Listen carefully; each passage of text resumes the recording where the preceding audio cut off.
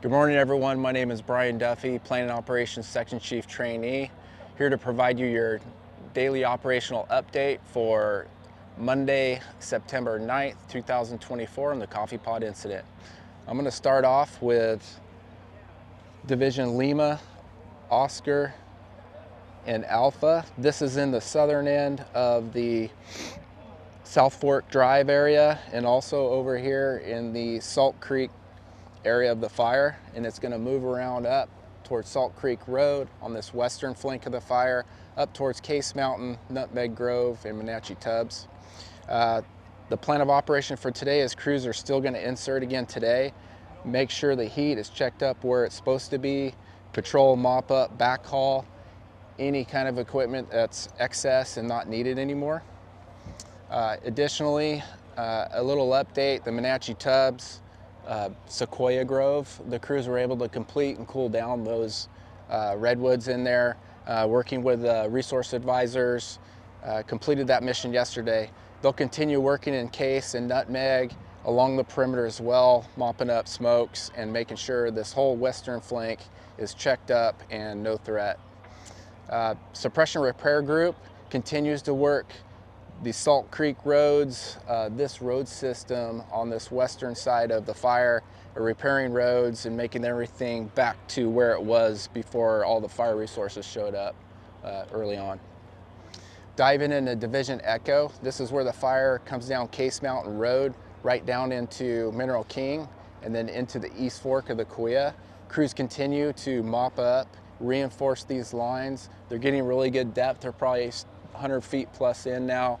As the crews are working along the East Fork of the Couia River, continue to hold the line, reinforce with mop up, and we have fire now, which is completely backed all the way down into the East Fork of the Couia River. Division Hotel resources are monitoring from the Mineral King Road and ensuring that those smokes are staying on the south side of the East Fork, all the way over until it turns into Division Juliet here by the Horse Creek area. Additionally, all the road prep on Mineral King out to H2, which puts you near the Redwood Creek area, that road prep has been completed. Yesterday, 2 hand crews were constructing indirect hand line from H2 down to the East Fork. They should have that all completed today. Working in the Juliet on the east side of the fire, which is Eden Creek, just east of Homer's Nose.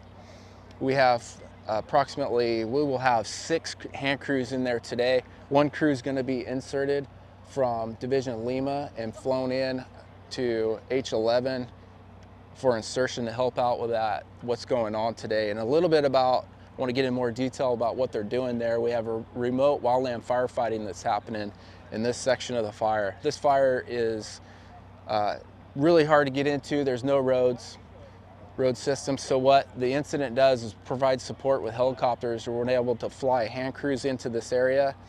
They construct heli-spots and they get near the fire's edge, and they're staying out there usually from 2 to 7 days at a time.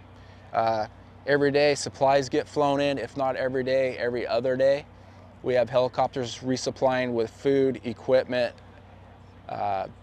and gear is needed for the crews.